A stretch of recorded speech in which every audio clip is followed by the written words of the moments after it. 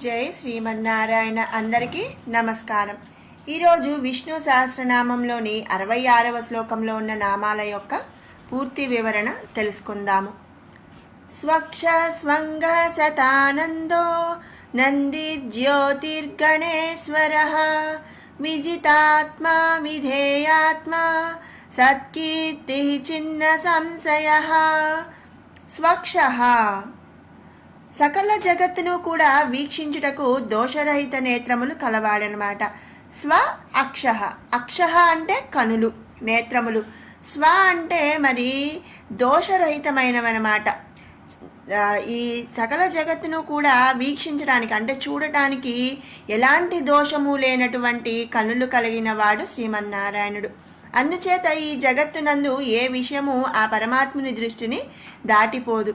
దోషరహితము అంటే మరి కన్నులకి దోషం ఏంటండి అని అంటే, మరి ఇప్పుడు మనం చూస్తూ ఉంటాము లాంగ్ సైట్, షార్ట్ సైట్, ఇట్లా మరి ఎన్నో మరి కంటి రోగాలు మనం ఎన్నో వింటూ ఉంటాము. అలా కాకుండా ఎలాంటి దోషాలు లేవన్నమాట ఆ స్వామి యొక్క కనులకు. ఎంత దూరంలో ఉన్నా ఎక్కడ ఉన్నా సరే ఆ పరమాత్ముని దృష్టిని దాటిపోలేనటువంటి నేత్రములు స్వామికి ఉన్నాయి. కనుక ఆ స్వామిని మనం ఇక్కడ స్వక్ష అనే నామముతో స్తుతించుకుంటున్నాము. తర్వాత నామం స్వంగ. ఆపాదమస్తకం కూడా సుందర మనోహరమైన అంగములను కలిగి ఉన్నటువంటి వాడు స్వ అంగ. స్వ అంటే మరి సుందరమైనటువంటి మంచివి ఇట్లా మనం చెప్పుకోవచ్చు. అంగ అంటే అంగములు. శ్రీ లక్ష్మీ చేత వరించబడినటువంటి దివ్యమంగళ స్వరూపుడు. బలమైన బాహువులు, తేజస్సుతో ప్రకాశించు ముఖము చేత ముగ్ధ మనోహర సుందరాకారుడైన శ్రీ మహావిష్ణువు చిద్మియానంద స్వరూపుడు అన్నమాట. అంటే ఏంటి అంటే అంగాలు, మన బాడీ పార్ట్స్, అంగాలు అంటే మన బాడీ పార్ట్స్ అనమాట.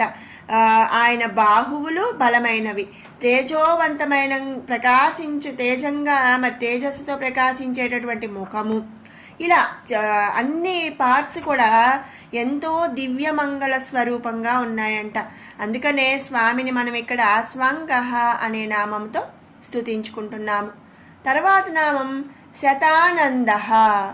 శత ఆనంద. పరమానంద స్వరూపుడైన పరమేశ్వరుడు జీవులందు స్థూల దేహమునందు వసిస్తూ అంటే ఉంటూ తాను అపరిమితమైన ఆనందమును పొందుతూ తన భక్తులకు కూడా పంచువాడనమాట. ఇక్కడ ఆనంద అంటే మరి ఆనందము పొందుతూ అలాగే పంచడం. ఇక శత అంటే మరి కొంత అపరిమితమైనది అని అర్థం అన్నమాట. అపరిమితమైనటువంటి ఆనందము కలవాడు. అలాంటి ఆనందమును మరి భక్తులకు కూడా పంచేవాడు అనమాట. అందుకనే మనం స్వామిని ఇక్కడ శతానంద అనే నామముతో మనం స్తుతించుకుంటున్నాము.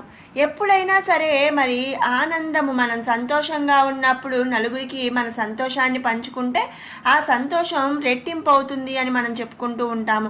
అదేవిధంగా స్వామి ఇక్కడ అపరిమితమైన ఆనందమును పొందుతూ ఉంటాడంట.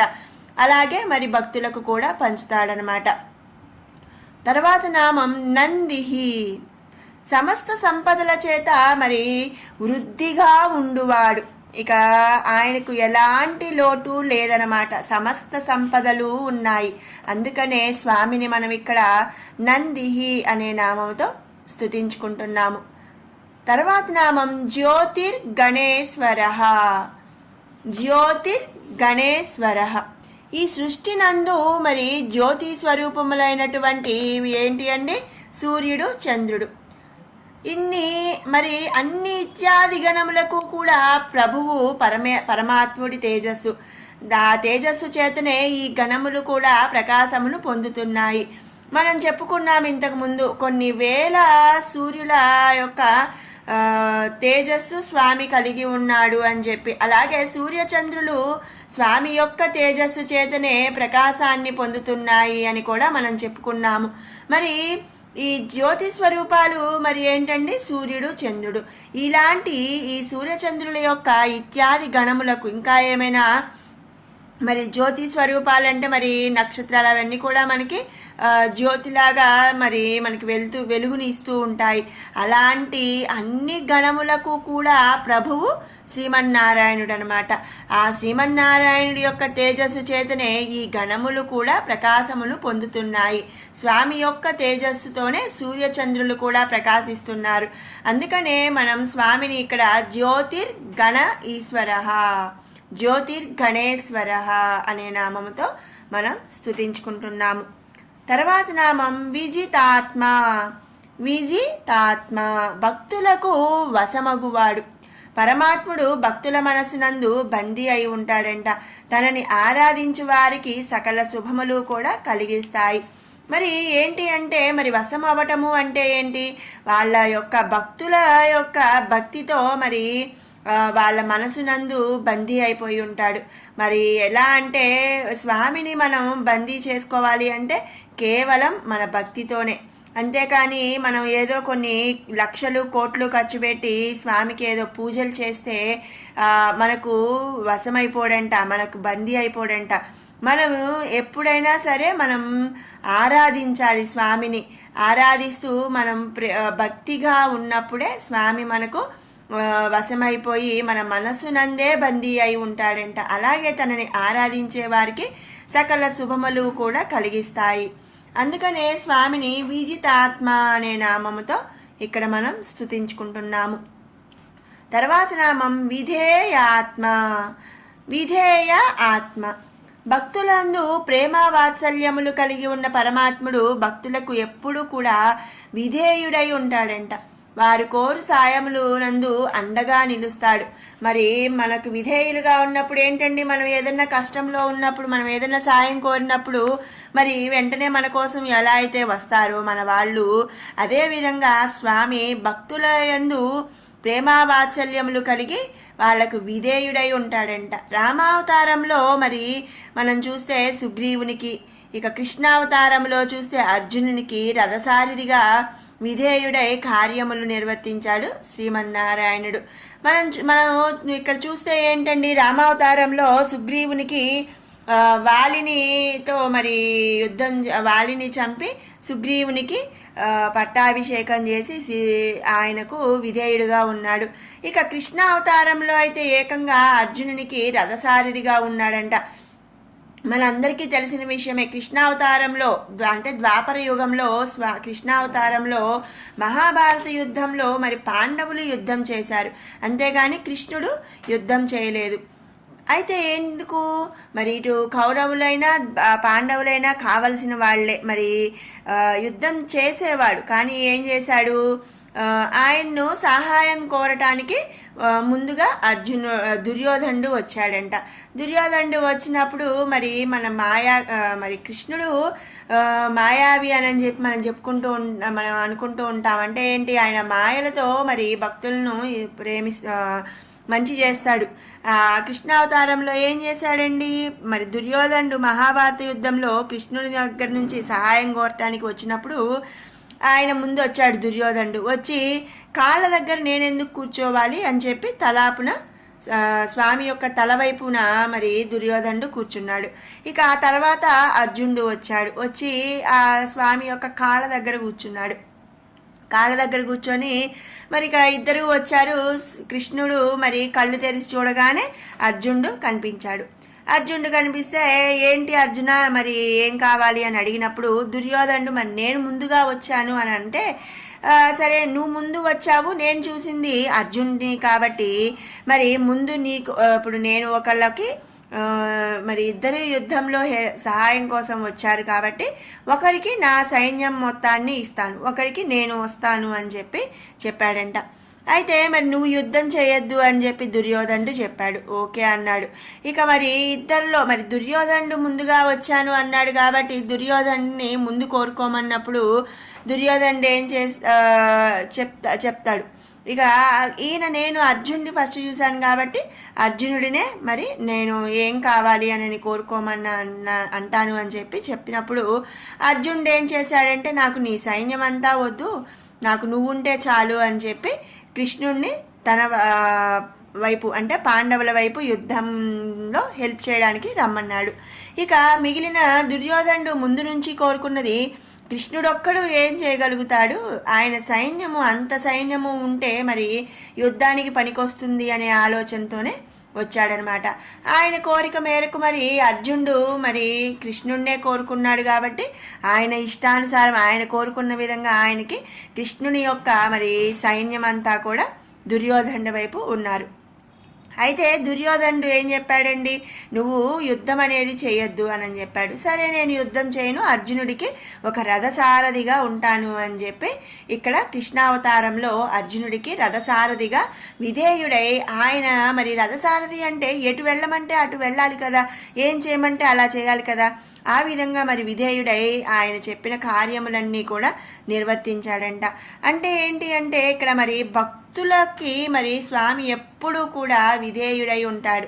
అందుకనే స్వామిని ఇక్కడ మనం విధేయాత్మ అనే నామముతో స్తుతించుకుంటున్నాము. తర్వాత నామం సత్కీర్తి. సత్కీర్తి, కీర్తి అంటే మరి కీర్తి కలవాడు. ఇక సత్ అంటే మరి భక్త విధేయుడు, భక్తవత్సలుడు, సజ్జన రక్షకుడు, ధర్మరక్షకుడు, ఇలాంటి కీర్తులు అన్నీ కూడా స్వామి కలవాడనమాట. సత్కీర్తి మంచి కీర్తి గలవాడు. అందుకనే స్వామిని ఇక్కడ సత్కీర్తి అనే నామంతో మనం స్తుతించుకుంటున్నాము. తర్వాత నామం చిన్న సంశయ.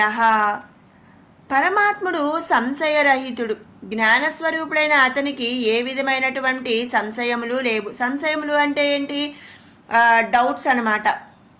సకల సంశయములకు కూడా అతని వద్ద మరి మూలములు కలవు. ఎలాంటి అనుమానానికైనా, ఎలాంటి సమస్యకైనా, ఎలాంటి డౌట్స్కైనా సరే మరి ఆయన దగ్గర మరి మూలములు ఉన్నాయంట. అంటే వాటికి అసలు మొదలు ఏమిటి, అసలు దాని గురించి ఏమిటి అనే మూలాలు అనేవి ఆయన దగ్గర ఉన్నాయంట. అందుకనే ఆయన ఎలాంటి సంశయములు లేనటువంటి వాడనమాట, సంశయరహితుడు.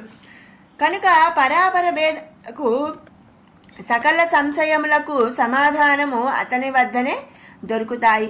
మరి ఎలాంటి సంశయములైనా సరే, ఎలాంటి డౌట్స్ అయినా, ఎలాంటి అనుమానాలైనా సరే స్వామి దగ్గర సమాధానం అనేది దొరుకుతుంది. కాబట్టి స్వామిని మనం ఇక్కడ చిన్న సంశయ అనే నామముతో స్తుతించుకుంటున్నాము. ఇది 66వ శ్లోకంలోని నామాల యొక్క పూర్తి వివరణ. ఇప్పుడు మనం 61వ శ్లోకం నుంచి 70వ శ్లోకం వరకు కూడా ఒక్కసారి పారాయణ చేసుకుందాం.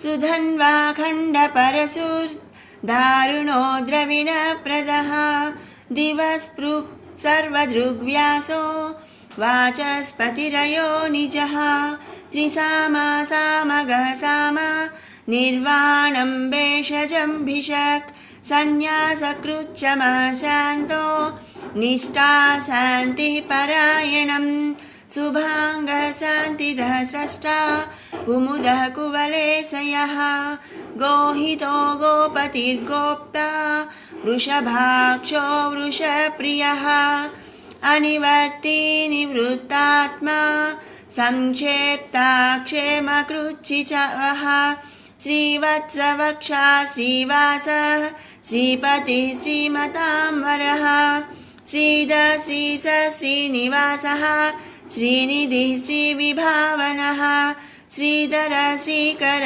శ్రేయః శ్రీమాన్ లోకత్రయాశ్రయః స్వక్ష స్వంగ సతానందో నందిర్జ్యోతిర్గణేశ్వరః విజితాత్మా విధేయాత్మా సత్కీర్తిశ్చిన్న సంశయః ఉదీర్ణ సర్వతశ్చక్షుః అనీశ శాశ్వతస్థిరః భూషయో భూషణో భూతిర్ విశోకాః శోకనాశనః అర్చిష్మానర్చితః కుంభో విశుద్ధాత్మా విశోధనః అనిరుద్ధో ప్రతిరతః ప్రద్యుమ్నోమిత విక్రమః కాలనేమినిహా వీరః శౌరిః శూరజనేశ్వరः త్రిలోకాత్మా త్రిలోకేశः కేశవः కేశిహ హరిः कामदेवः कामपालः कामी कान्तः कृतागमः अनिर्देश्य वपुः अनिर्देश्य वपुर्विष्णुर्वीरोऽनन्तो धनुञ्जयः। जय श्रीमन्नारायण।